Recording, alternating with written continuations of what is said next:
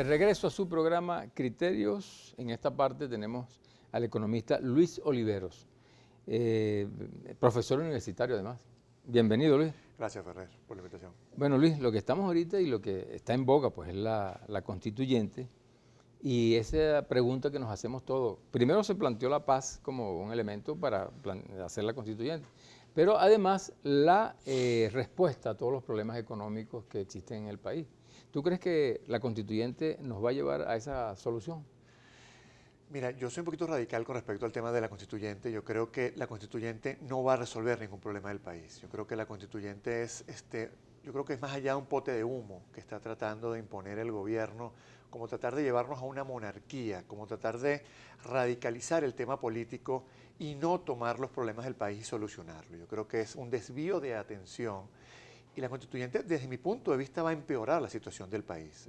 Yo no veo manera en la cual tú imponiendo leyes, imponiendo un conjunto de cambios políticos de una manera radical, puedas tú mejorar la situación económica del país. Y a tu criterio, ¿cuáles serían los elementos fundamentales que debe hacer el gobierno para que salgamos de esta situación económica tan grave?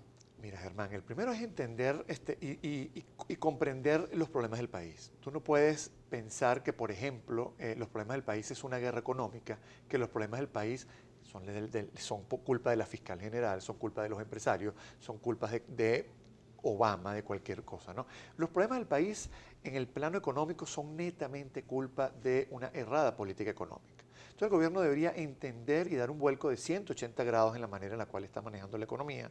Entender, por ejemplo, que hay que dar un cambio en la política cambiaria, dar un cambio en la política monetaria, dar un cambio en la política fiscal. Entender que PDVSA, y te voy a poner un ejemplo, PDVSA producía 2.900.000 barriles en enero del año 2014, cifras de la OPEP. Hoy está produciendo 2.200.000 barriles. Del 2014 a la fecha se han perdido 700.000 barriles. Muchos dólares que dejaron de entrar a Venezuela, muchos dólares que dejaron de ayudar en importaciones, en compra de alimentos, de medicina. Entonces yo creo que el gobierno debería entender que él ha hecho muy mal las cosas. Que, por ejemplo, ¿por qué debemos tener un control de cambio? El control de cambio hoy solo favorece al 0,01% de la población. Bueno, hay dólares a 10 bolívares supuestamente para traer medicinas y alimentos. Sí, pero el tema es que los venezolanos no lo estamos viendo, porque por ejemplo, losartán, que es una medicina que todo el mundo está buscando, Concor, en mi casa buscamos Concor como loco. Te pongo un ejemplo de lo que está viviendo la gente. Y yo no consigo Concor, y el losartán que se consigue ahora es importado y creo que está en 40. Valga el llamado de auxilio, ¿no? Valga el llamado de auxilio. Es así, Germán, pero son dos de las medicinas que la gente más busca. Un ejemplo de una medicina, oye, tan fácil, un protector gástrico. No se consigue en Venezuela protector gástrico. Entonces, le estamos dando, o el gobierno le está dando dólares a 10 bolívares. ¿A quién para que traiga esas medicinas? Porque no se consiguen. Tenemos un dilema, pues. Para aumentar los precios del petróleo, se ha disminuido la producción también, ¿no? Sí. Ahora, esa política de disminución, ¿cómo la consideras tú? ¿Es viable? ¿Es prudente? Mira, hay analistas del mercado que te dicen que si no hubiera ocurrido esos recortes de producción, el precio hoy estaría en $20, ¿no? O sea que dio resultado. Pareciera que más o menos estabilizó los precios. Últimamente hemos visto una caída importantísima de los precios del petróleo, pero Venezuela está en un dilema, y es que no solamente Venezuela ha visto cómo los precios caen, sino lo que te estaba comentando de la producción. Entonces Venezuela está en el peor de los dos escenarios. Vio cómo los precios caían, pero también cómo la producción cayó considerablemente, por lo tanto el neto de ingresos le cayó. ¿Qué es lo que deberíamos ver en las próximas semanas? Seguramente la OPEP se va a volver a reunir. La OPEP va a volver a hablar de recortes de producción. Ya salió Irán, que es uno de los halcones dentro de la OPEP, a decir tenemos que pensar en recortes de producción.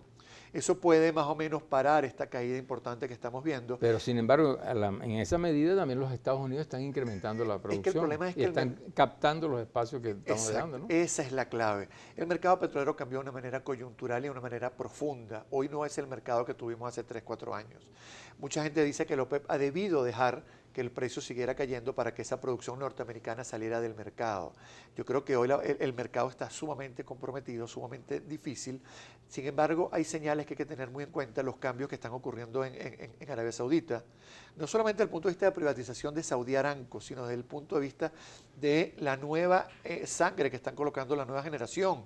El rey de Arabia Saudita colocó como su sucesor inmediatamente a su hijo, cuando era un primo, un hermano de él que tenía también una edad avanzada. Entonces, es la nueva sangre, pero esta sangre pareciera como un poco más radical, quiere conflicto con Yemen, conflicto con Irán, entonces eso puede generar aumento del precio del petróleo si hay un conflicto bélico. Si no hay conflicto bélico, el precio del petróleo va a mantenerse en este nivel o va a disminuir. O sea, bueno, entonces tenemos ese dilema, ¿no? Bajamos la producción, tenemos menos ingresos de dólar, pero suben de todas formas los precios. Pero hay incentivos, como bien tú dices, a que los gringos aumenten su producción y te inunden el mercado en sitios donde tú no estás llegando. Ahora, ¿cómo recuperar esta economía hoy en Venezuela? Mira, Germán, yo soy un poquito radical en eso y yo creo que con el actual gobierno y con la actual política, yo no creo que pueda haber recuperación. ¿Por qué? Porque Nicolás Maduro ha tenido 4 años al frente del gobierno y han sido tal vez los 4 peores años en la historia económica del país. Te doy solamente dos o tres cifras. Todos los economistas hablamos de recesión para el año 2017. Ya estamos en recesión otra vez y una recesión muy fuerte. Supongamos que para este año la economía caiga 7%, que es un número que parece conservador para lo que estamos viendo. Esta economía estaría cayendo en estos 4 años en términos acumulados cerca de 32-33%. Estamos hablando que en 4 años Venezuela perdió 1/3 de lo que es su valor agregado a su Producto Interno Bruto. Vamos al otro tema que es la inflación. Cuando Nicolás Maduro cumplió 4 años en la presidencia, la inflación acumulada estaba en 4.300%. Estas son cifras extraoficiales porque el Banco Central de buenas a primeras dejó de publicar cifras. Estamos hablando de caída de 33% en la producción en 4 años y una inflación de 4.300% acumulada. Nunca en nuestra historia habíamos visto esto. O sea, que estamos en una hiperinflación. Mira, todavía no desde el punto de vista teórico, pero yo creo que más allá de... yo creo que ¿para qué vamos a ponerle nombre si el venezolano está viendo cómo cada día compra menos? El poder de compra del venezolano es una tragedia. ¿Para qué le pongo nombre si el mismo venezolano lo vive día a día? Los salarios no suben en la misma proporción, pero adicionalmente los bienes tampoco. Entonces el venezolano tiene un problema de que ve los pocos bienes que están apareciendo, los ve a un precio que no los puede adquirir. Pero hay las bolsas CLAP, ¿no? Que supuestamente pues van a mejorar la Germán, posibilidad. Yo creo cuando tú analizas el mundo, no hay bolsas CLAP en el mundo, solamente en Venezuela. En Bolivia y en Ecuador, por ponerte 2 ejemplos, no hay bolsas CLAP. ¿Por qué tiene que haber bolsas CLAP? Un sencillo tema de chantaje, un sencillo tema de dependencia, yo quiero que tú dependas de mí. ¿Por qué no vamos a una economía en la cual hayan los bienes y servicios, donde la gente vaya a un supermercado? ¿Por qué crees tú? ¿Por qué creo yo? Yo estoy convencido que es un tema de dependencia. Yo soy el que te da la bolsa CLAP, yo soy el que te dice a ti lo que tienes que consumir, yo soy a ti, tú dependes de mí, por lo tanto cuando yo necesite que tú votes por mí o que salgas a la calle a manifestar a favor mío, tú lo vas a hacer. Eso es lo que yo creo que hace el gobierno. ¿Tú crees que los aumentos de sueldo resuelvan ese problema? No, al contrario, son bidones de gasolina para un gran problema inflacionario. Aquí en Venezuela necesitamos que se resuelva el tema inflacionario, no que le aumenten el sueldo a la gente. Si yo te aumento el sueldo a ti, Germán, 10% y hago que la inflación esté en 100, te estoy haciendo un daño. Controla la inflación y el problema es que el gobierno no tiene política antiinflacionaria. Tú me preguntaste cómo resolvíamos los problemas económicos del país. Mira, hay muchísimos economistas escribiendo sobre esto, muchísimos economistas. Resolvamos el tema fiscal. ¿Cómo es posible que el gobierno esté gastando más de lo que le ingresa y tiene tantos años haciendo eso? Que esté imprimiendo dinero para financiar esos déficits. Vamos a seguir hablando de eso en el próximo corte, pero tenemos una sección que dice la gente desde la calle y nos la responde en el próximo corte. Seguro.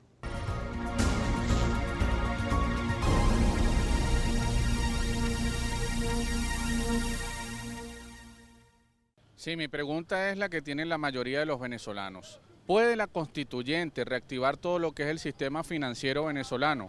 ¿Podemos nosotros volver a tener la economía que en algún momento disfrutamos? ¿Qué aporte le darían ustedes a los venezolanos como sesudos o académicos hacia el nuevo proceso constituyente que se va a vivir en el país?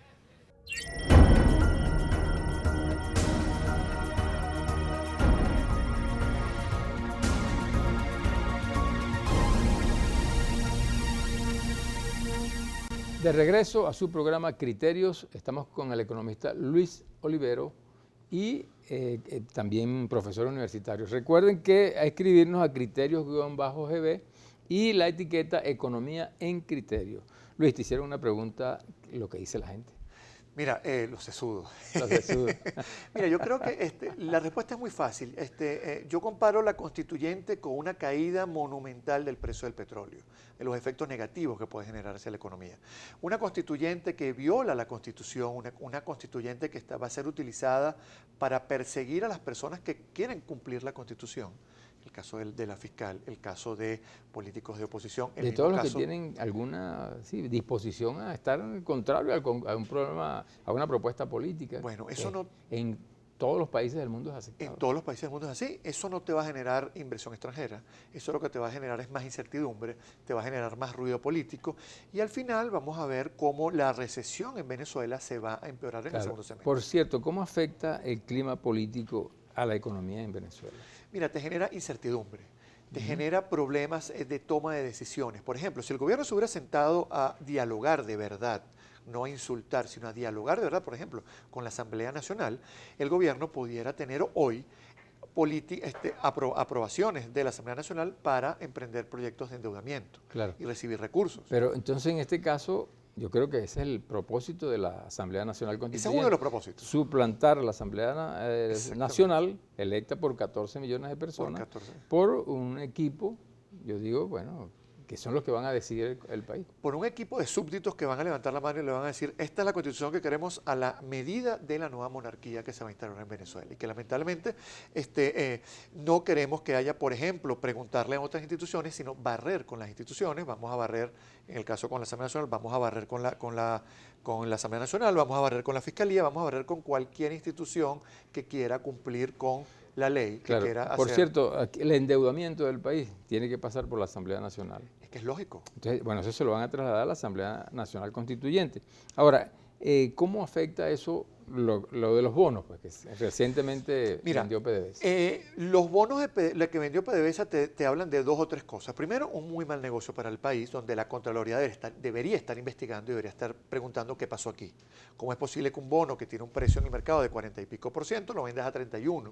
¿Por qué? Y con esa premura, si supuestamente tú tenías 10.000 millones de dólares en reservas internacionales, como que tú tengas ahorros en tu casa, tengas un carrito en tu casa y lo vendas rápido, muy mal, porque quieres tener plata y los ahorros. Entonces aquí hay dudas con respecto a qué es lo que hay en las reservas internacionales.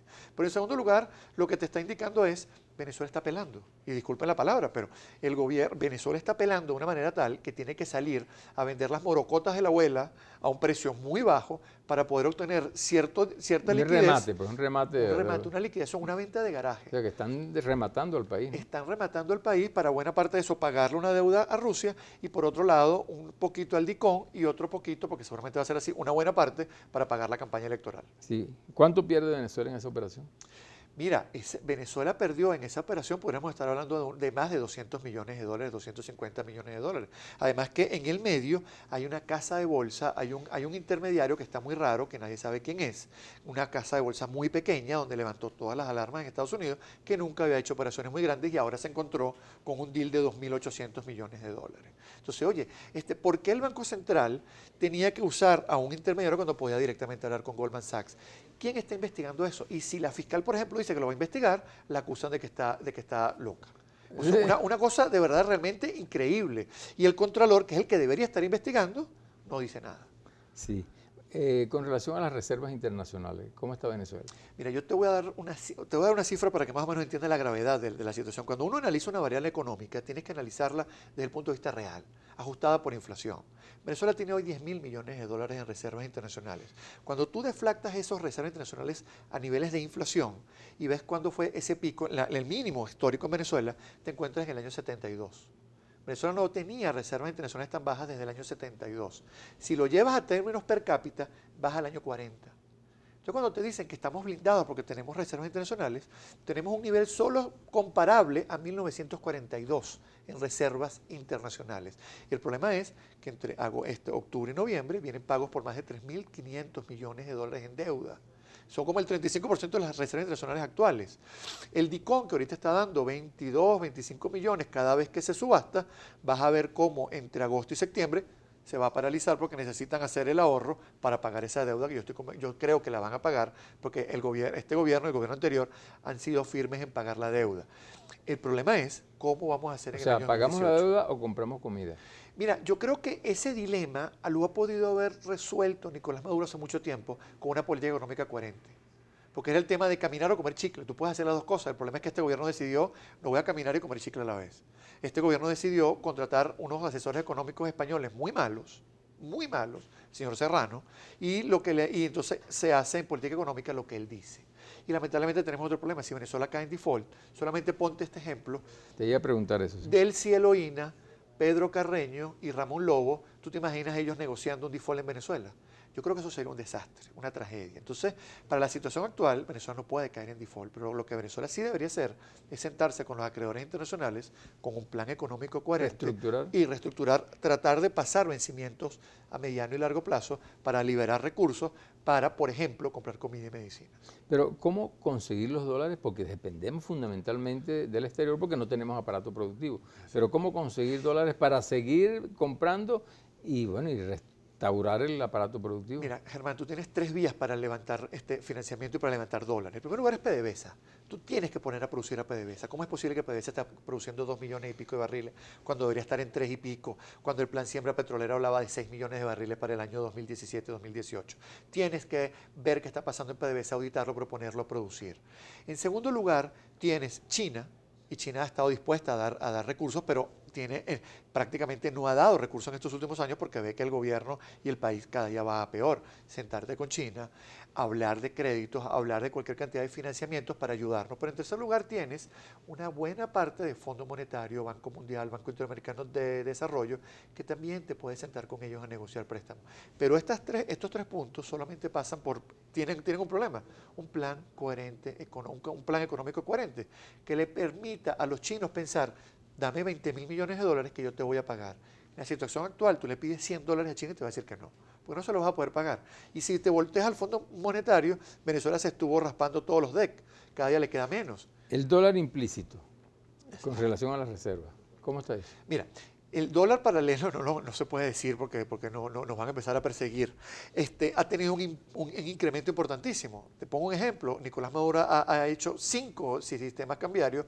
Los 4 anteriores habían disminuido el tipo de cambio paralelo al inicio y luego se estabilizaba. Y luego empezaba a subir otra vez. Este quinto, el mercado le perdió totalmente la credibilidad a Nicolás Maduro y subió de una manera importante. ¿Pero por qué se dispara de esa manera el dólar paralelo? Primero, Venezuela el Banco Central está imprimiendo dinero como nunca antes en su historia.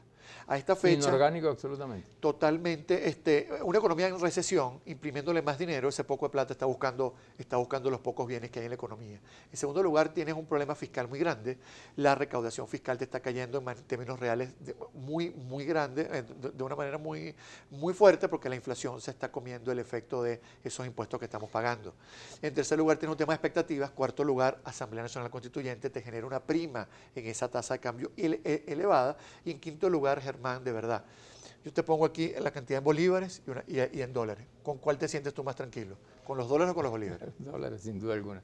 Lamentablemente llegamos al final, Luis, pero quiero que nos dé una reflexión al país. Mira, este es un país que puede salir adelante haciendo las cosas bien.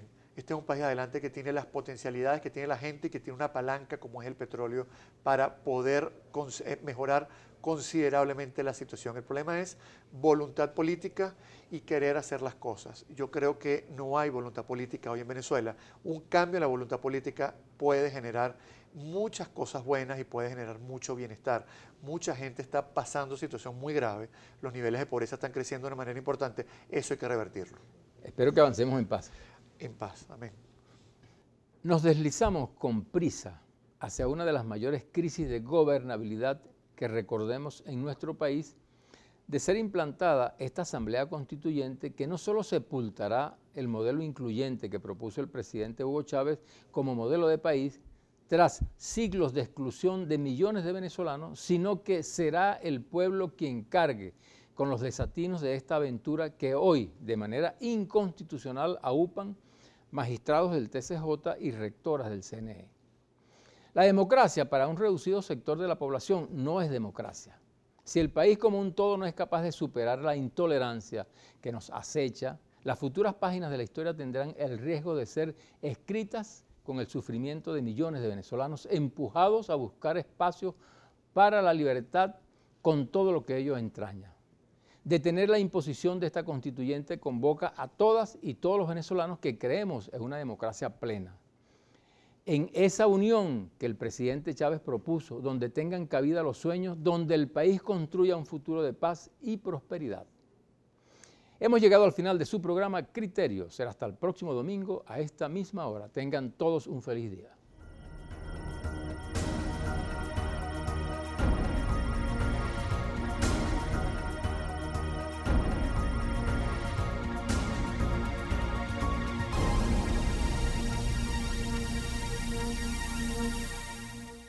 A continuación, Cuentos de mi Tierra. Programa mixto, informativo y de opinión, con elementos de lenguaje, salud, sexo y violencia, apto para todo público. Programa de producción nacional independiente, certificado número 8556.